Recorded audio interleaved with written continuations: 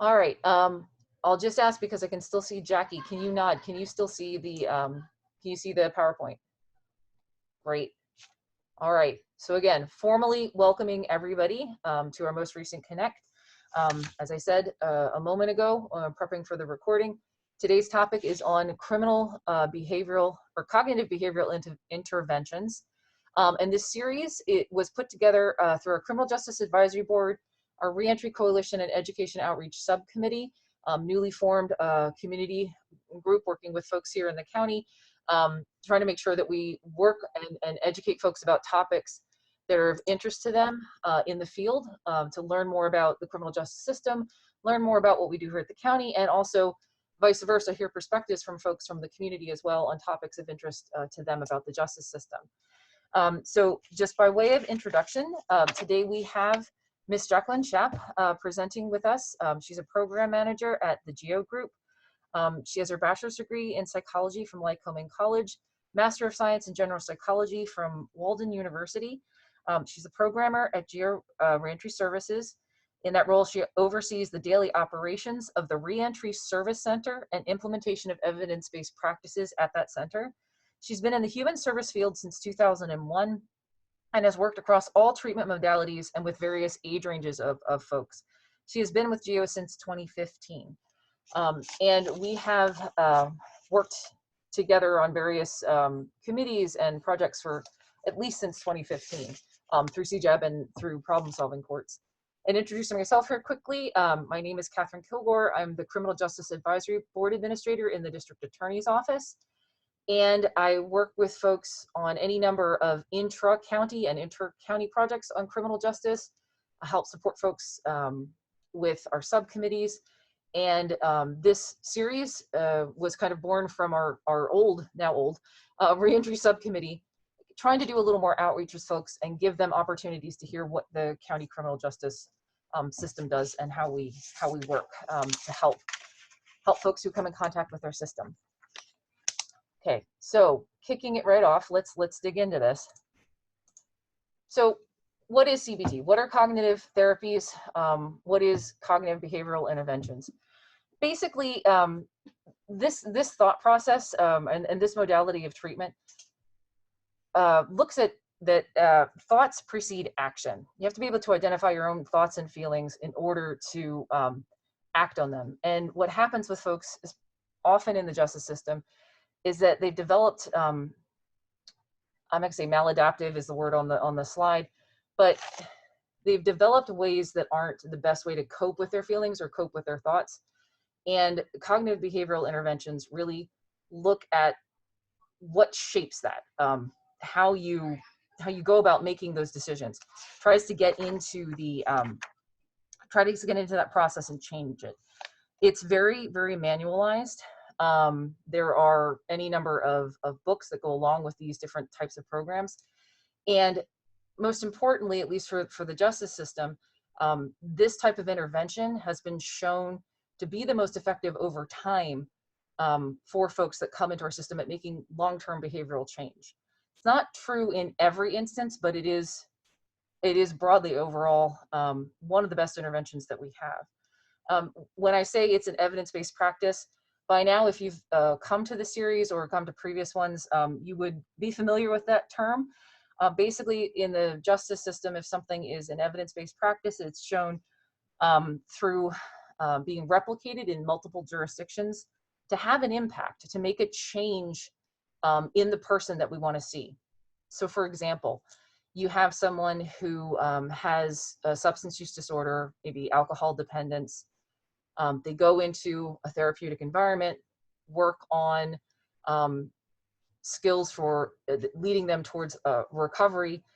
That skill building, if it's done with a CBT model, at the end of it, and the person is no longer drinking or in recovery, you could say that treatment, that manual, that treatment the person went through had an impact and changed the behavior. So when something in the system is evidence-based, it means that in multiple places, jurisdictions, geographies with different groups of people, that they found an impact using that same method with a lot of different people in a lot of different places. So that's sort of the standard that some of the sites you'll see as I cite throughout the presentation. That's the standard that we use to look at what kinds of interventions we want to use with our folks in the system. As best we can, we want to find things that work. All sorts of considerations on what type of intervention. There's culture to consider. There is language often, which ties into culture. Other community factors, aspects of the person that need to be considered. But the way that the services are delivered through these techniques end up being highly manualized and are generally quite well reviewed in the research.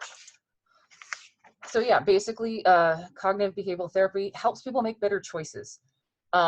It's focusing on what's happening now and making folks aware of how and why they're making the choices that they do. That language is a skill set all of its own, like giving somebody insight into why they're behaving the way that they do, and then kind of working to change it to improve that behavior is what that sort of programming is all about. One thing that's a little bit different with CBT than with other ways that treatment can be done is that many times in some other deliveries, the client's more dependent on the practitioner. And in a CBT kind of environment, there's more of an equal relationship between the client and the therapist, and they're applying the same method for all the clients. And the client really takes kind of ownership of the program, and the manuals and the way these sessions are structured, depending on the program, help create that format. So again, why are we doing this? Well, we want to, in the justice system, make sure that folks that come to us don't come back, that they have, if they need treatment, that they get an intervention that keeps that person from coming back to us. So we want to make sure that anything that we give to somebody is tailored to a learning style, make sure that they are able to understand it, try to find the most effective thing to keep them from coming back. And the question often arises, like, how do we target the most likely thing to succeed with folks? How do we pick out of the hat what is the best intervention for somebody to take part in right off the bat? And so to answer that question, I'm going to do a shameless plug from a previous session. So we had a presentation with Chad Livy, our director of probation services, back in March. I'm providing the link here, and when I send the slide deck out, you can go take a look at it. He goes very in depth. It's very detailed. It is a full hour and a half on how we make a decision, or how we look at and develop a plan around what we work on with somebody in the justice system. In Dauphin County, we use risk and needs assessments. I'll do a little bit of a high level look at some of that, but if you want to deep dive into risk need responsivity, learning a little bit about risk assessments in general, go watch that that previous session. It'll give you a good foundation. We're just going to hit on that as a high level sort of overview here, but the link is in here. Take a picture of it, pop it in, or I can email it to you directly. But again, this principle is what helps us, or using the risk assessments help us make a determination about how we target. So from that presentation, he defined a couple things. Basically, risk is the likelihood of somebody coming back into our system. Someone who has more contacts with the justice system is more likely to come back. Needs, anything that has to be targeted that could impact that or change that could impact that person's likelihood to come back. These are things we'll see on some subsequent slides that we can address through treatment. So it could be a substance use disorder, just as an example. And then what I mentioned earlier about making sure that any intervention the person understands. If you are providing therapy to someone who is a native Spanish speaker, and you're providing that service to them in English, that person may not get out of it enough, like what they need to get out of it. They might understand some of it, but then maybe having that service provided in their native language, that's that responsivity factor, where you're making the adjustment saying, we have to maybe tailor this a little bit so the person understands and can actually engage then in the therapy. And we also, again, do, as part of risk needs responsivity, assessments, the ORS risk needs assessment, LSIR, level of service inventory revised, those sorts of things that help produce case plans for that person, help target in on what intervention we're using. And so through those assessments, we're making sure that the folks that have the longer histories are the ones that are getting the help, because they are more likely to come back to us. And Chad goes into detail on this, that we really try not to, at least as the justice system, to spend a lot of time on folks where this is their first contact with the court system, the criminal justice system.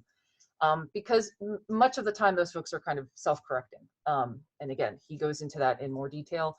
But where we do tend to spend the time and where we need to, because those folks with longer histories have shown us they're going to keep coming back, are exactly on those folks, the ones that are have repeat charges, are cycling through the system. We want to make sure that we find out why they keep coming back and try to do something for them that maybe breaks that cycle and work with them on that.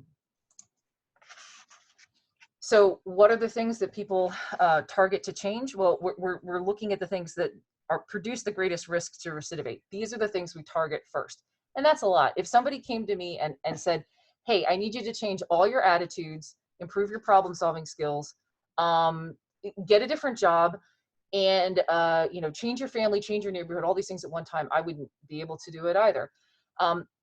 So piece by piece, these assessments help us narrow down and focus where a person needs to work and through what programming. But the ones most associated with folks coming back to the justice system are these right here. So antisocial attitudes, values, beliefs, associates, problem solving, and low levels of impulse control. And these are all things that the structure of a cognitive behavioral intervention and a treatment helps target, helps kind of work on through the way that they're structured. So you may be asking yourself at this point, well, what do we see in Dauphin County in terms of, I said we wanted to look at those higher risk folks. This again was from Chad's slide, that we do see in our county on average more moderate risk folks, or at the very high end of it, than the national average. So this is all work done by the Adult Probation Department. I think Meredith Zurin is on this call, the Quality Assurance Supervisor out there, so probably a lot of her work in gathering this up as they've been implementing evidence-based practices in our system for probation services. But this kind of gives you an outline of how we do tend to see more folks here locally that have a moderate or high risk, in other words, more likely to come back to the system, than maybe is average, above the national average. So we do have a lot of work to do, and we definitely need good programmers or good programming that addresses the needs of these folks. Because those crime-producing needs, those criminogenic factors we identified earlier, we don't do something about have programming that addresses those topics, folks may keep coming back. So I said earlier, so does it always work? It sounds like this is, kind of a great structure. We have manuals, there's good research on it. It's important just to know that CBT and CBI have been evaluated, but they don't always work. They are the most effective long-term for behavioral change. There was one study that looked at adherence to medication over time and looking at how that dropped off. People that were in those groups, especially a program you'll hear about later, MRT, that over time, if they completed that, they were much less likely to come back into the system than folks who did not. And the kind of interventions tended to reduce recidivisms over time. You'll see some of those stats at the end. But it works better for, just like anything, for certain populations. Sometimes with adults, behaviors can be more deeply rooted. You've been doing something longer. You've been thinking a certain way for a longer period of time. That can be more difficult to change. But the tools that CBT and these therapies give help along that way, help you address it. It may take somebody more than one time to get the concept, to work through some things, maybe because they've been in the system for a long time or have gone through a lot in their lives, and they need help sorting those things out. So we really do depend on our service providers to help engage folks as they work through those things. So it is particularly effective with juveniles, but again, that's one of the reasons I mentioned earlier is they might be a little bit younger. So again, as we look at programming to introduce into the county, and as we're looking at things that we want to offer folks and how we want to kind of carry out services in the justice system of things that people have to work on and change about themselves to keep them from coming back here, we're going to be trying to address these pieces, not all at one time, but we're going to be using those assessments. We're going to be looking at the things that that person specifically has the highest area, maybe they have I'd say the most deficit, but maybe they need to work on the most. And then we're going to find a program that uses a sound intervention to address and maybe improve that person's skill set in these areas. So with that, I will turn it over to a provider, to Jackie, who can talk about what GEO does, some of the programming they've used locally, a little bit more about generally their programming, and I will click through as we go. So, Jackie, I will mute myself and turn it over to you. All right, thank you, Catherine. So as she said, I'm Jacqueline Schaff, the program manager over here at GEO Reentry Services. We have been working with the county since, I believe, 2014, end of 2014, 2015, somewhere in there. And we have been specifically working with the problem-solving courts for that long, utilizing CBI programming for their individuals. So what we do here is we deliver evidence-based treatment and supervision programs for the adult population right now. And that can be anybody who's on with Dauphin County probation, Pennsylvania state parole. But as a whole, GEO works with pretrial as well. We have residential, we have in custody, and where I am right now is a non-residential reentry center. So the programming that specifically the problem-solving courts in Dauphin County utilize the most, and what the individuals within those courts assess to need the most, is what is called moral recognition therapy, or MRT. This is essentially a step-by-step, it's 12 steps, not like NA or AA. The only similarity there is, it's 12 steps, but it's a cognitive skill rehabilitation system. And it's really designed to target the thinking errors that continue on criminal behavior. So we want to get in there and see what those thinking errors are, address them, and through CBT and motivational interviewing techniques, teach and practice and role play how to break those thinking errors and turn them over into more pro-social ways of thinking and behaving. So we assist participants in positively altering how they think, how they make judgment calls, how they make decisions, what they think about right and wrong. And we ultimately promote the pro-social behavior that also helps them change all of their relationships that are around them as well, family, friends, even relationships with the legal system, specifically with their probation officers and parole agents. This is a curriculum, like I said, that is divided into 12 steps. It can only be done one step at a time. And once a person passes a step, they're considered a master in that step. So if they go back and have some past behavior come up after they've passed a certain step, they actually have to go back, repeat it, and kind of recenter themselves so that they can then become that master of the step again. And again, each step focuses on a key concept that helps to break that cycle of behaviors. So, for example, some of the steps that they work through is honesty. That's usually a very big one for individuals, to be completely honest and know how to be honest without telling even those little white lies. Another key step is trust. That kind of goes hand in hand with honesty. Trust is very hard to build and it's very hard to keep. So that's another major step in MRT. And another major step, and these happen to be the first 3 steps of MRT as well, is acceptance. A lot of times we don't want to accept things that we don't agree with or that we don't like. However, step 3 is learning about what's within our control and what's outside of our control, and how do we let go of things that are outside of our control and be more accepting of what is being told or who is telling us what to do things. And one thing I think it's also unique about MRT is that it's an open curriculum, meaning people can come in at any time. That's something a little bit different than like a Thinking for Change. Other folks may have heard of that. But that's actually nice because the groups can be a rolling admission, right?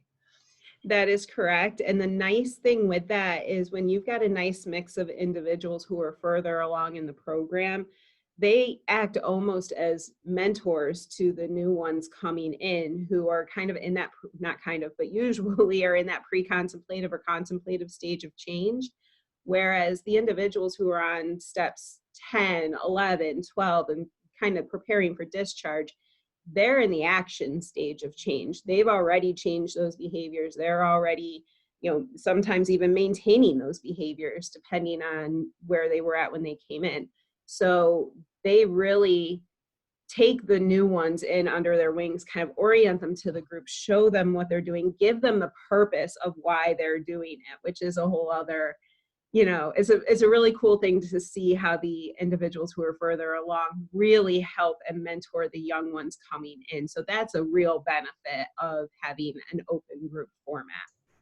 Yeah, and it is literally the thoughts into actions at that stage. Yeah. So another widely used group that is assessed as a need for individuals, specifically in the problem-solving courts, is life skills. So we run our life skills group very targeted to the individual that is in there. So we use the Managing My Life workbook from the Change Companies as the primary curriculum in the interactive journal for this. So this is also an open group. However, individuals are working on units that are specific to them. So we take their LSIR results, and any individual who scored very high, or medium in one of the 8 main risk areas that's assessed, they have to do a unit based on that risk area. So a unit consists of the interactive journal, the Managing My Life. It has an activity, it has multiple role plays, because as we know, practice makes permanent. So if you are not practicing these behaviors, you're not going to be able to implement them permanently in your day-to-day life. So we do a lot of role plays in life skills group to help them learn how to communicate and how to be assertive and not aggressive, how to change and work on the relationships with their family members if that's a high risk need.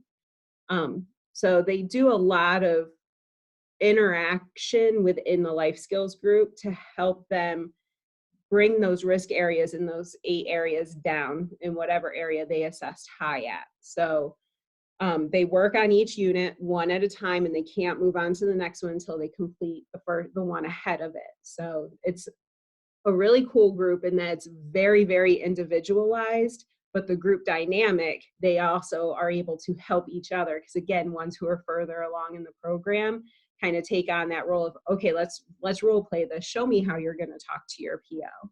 And it really helps them help each other as well.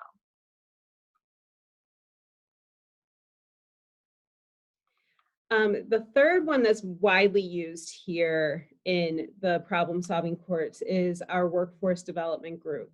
Now, workforce development is not, it's more of the moderate risk that assesses to need this group. So we're seeing a lot of individuals who maybe have some difficulty interacting with authority figures or getting along with others, knowing how to get along with their coworkers. And of course, you have the ever-present problem of individuals with a record having difficulty finding a job. So that's why we are here. We have felon-friendly employers that we link individuals with. We get them set up with a professional resume, make sure there's no grammatical errors or spelling errors on there. So we use the Tools for Success, the employment skills book from the Change Companies, and that kind of breaks down just the employment aspect. The job readiness curriculum that we utilize through the Correctional Counseling Incorporated, that's more of an MRT model for workforce development. It really dives into the CBT and the motivational interviewing and kind of gets them to understand what it means to be a good employee, how to make sure that they have some positive work habits and not some of their old behaviors coming in that could ultimately lead to poor work habits. And then teaching them how to learn to grow within a job when they find something that they really enjoy doing. So that's more of the cog-based portion of of workforce development, to just help them get stabilized in a job and ultimately move up as well.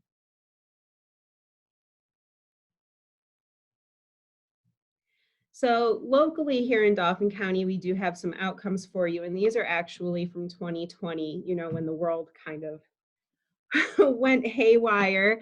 We were still here providing services, and we did them for a little while via telehealth, which, telehealth has its challenges, but I will be proud to say that in the year of 2020, we had 80% attendance just in our overall groups, which would be MRT, life skills, workforce development, all those.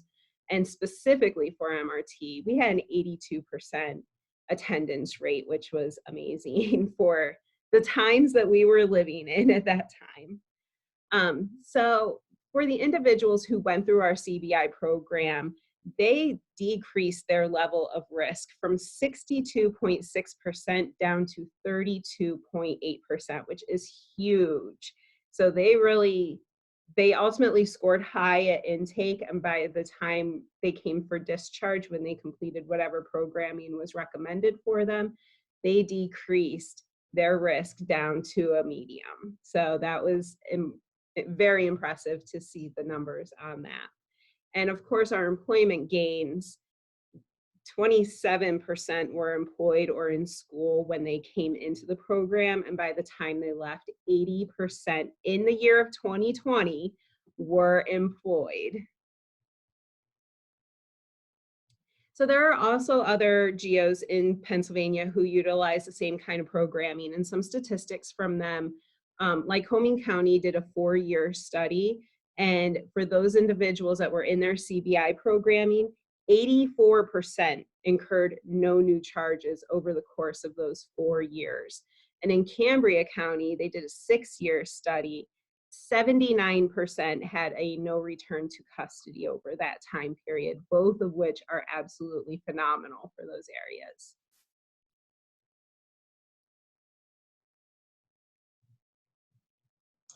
Sorry, I clicked on the hyperlink and it brought it up. So when you get the slide deck, these reports that you see in the pictures are actually embedded in the PowerPoint. There. Okay. There we go. So kind of bringing it all together, I mean, those interventions, the programming, the manualization, all of the things that GEO uses in these particular programs statistically makes an impact. And there are more programs offered there than what we highlighted today. When I asked Jackie, and she was gracious enough to accept and talk today, I asked her, like, what are kind of like your top 3 or 5, like what's most used here locally? Because those are the things that are then coming up as the highest needs or highest levels of things that we need to address with folks. Here often, we need more providers in this area or that area, like what's actually used there. And so she highlighted those 3. But I just thought this was a really great graphic. I'd seen someone else sort of talk about interventions, and I cited where I got this graphic from.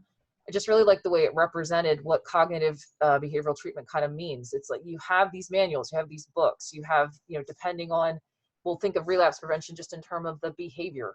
It doesn't have to necessarily be drug and alcohol addiction, substance use disorder, any other kind of, co-occurring issues, concerns. I know a lot of folks coming into our system have trauma to work through, and there's trauma programming folks, other providers and things. And then that skill building and practice, those period of weeks, working through the manuals. Jackie had mentioned mentoring with folks, and kind of putting this sort of at the heart of it. It's bringing all of those things together. So I basically unashamedly stole this graphic.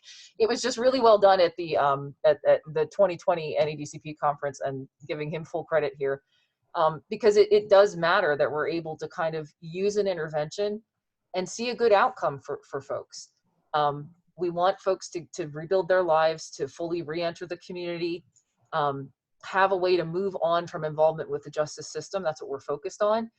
And the kinds of programming that helps, this seems to be one tool in the toolbox that can really support folks as they move through the justice system, and hopefully, again, away from us. So in putting this together, any number of resources that you can look at if you're wondering what are some programs that use CBT, or that, you know, I want to learn more about because I'm interested, I'm a provider, I want to start one of these, or learn how to train myself. These websites will help you look up and explore what some different services are that are considered cognitive behavioral interventions. And crimesolutions.gov has some nice research on how effective CBT is in what areas. So there are some good resources there for you to be able to take a look at. And now we'll turn it over to questions. I don't know, Jackie, if you can see, probably easier the chat box than I can. I don't know if I might have to stop sharing my screen to see it. There's nothing in there right now. All right, there. Okay. Does anybody have any questions? Would like us to go in depth on any particular topic a little bit more? Jackie, I have a question about what both CBT and MRT, what the data shows about those who've experienced trauma and how that impacts or not the success. I don't have data on how it impacts the success specifically. However, during the assessment period, when we find out if there was trauma incurred at any point in time, as part of the responsivity that we make sure we take care of. So we have a specific female MRT group. All females will go into it so that they don't have to go into a group that may predominantly be of males just because of the population, and feel like they're being re-traumatized all over again just because they have to walk into a room of males. We are able to address it so that they can still get what they need and target their high risk needs areas without creating more trauma or re-traumatizing them. But unfortunately, I don't have the statistics on that portion. Thank you. And Jackie, there is also, I believe, a veteran-specific group for MRT. With us, our veterans, if we get individuals in from Veterans Court specifically, we give them the option. Some of them prefer the small MRT because they like having that group camaraderie almost. Mm-hmm. Or they can do it individually with one of our trained staff. So we kind of leave it up to those individuals, their comfort level, and they're free to choose, let me try it this way, and if this doesn't work, I'll do the other way. So we are able to really accommodate whatever need or whatever they need in order to provide them the services to hopefully cut that risk of recidivism. Okay. Thanks. Other questions from folks?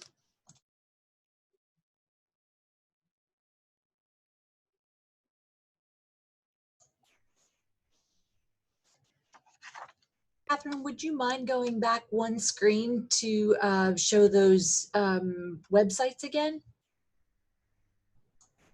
I would do anything for you, Amy. Here you go. Thank you. Yep. And I can send out to folks or share this afternoon, or even send you just the PowerPoint. back at the beginning when I first introduced Geo, there was a little picture of a white paper as well. Just like I accidentally clicked on the slide and it took me to that paper, it's actually, those papers are embedded in the PowerPoint. So if you do want to read about some of the programming options or some of the other things in there that they talk about, you can just click on the paper and go out to it. But Amy, you probably would like crimesolutions.gov. Yes. And the evidence-based practices. Yes. Yep. Yeah. There's a lot of good information out there. And the nice thing is, it's the way that the service is provided.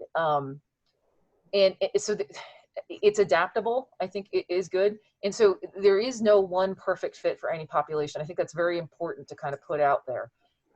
So, you have folks that come into our system that don't have just maybe one thing that's going on with them. They have histories, of trauma. They have histories of, any other number of situations that they've experienced. And it's kind of framing out for us the risk assessment process, and then the way these, like, piece by piece, working with someone to kind of build them back a little bit and try to move them forward. So this is the methodology that and modality that seems to have an impact, and by the numbers it does. Some people need more of it than others. We've had folks just from, again, the problem solving court realm that have needed to go through MRT a few times to get it. They've needed to be reset in a step and go back through, work through the steps again. Maybe they uncovered something that second time. And that's fair. It's a therapeutic model. You learn and you uncover and you try to move forward. And we're in it to try to help people move on from our system and build skills to do that. So, all right, Amy, you got what you need? I'll send you a slide. Okay, all right, I'll move. I did. Thank you very much. Absolutely.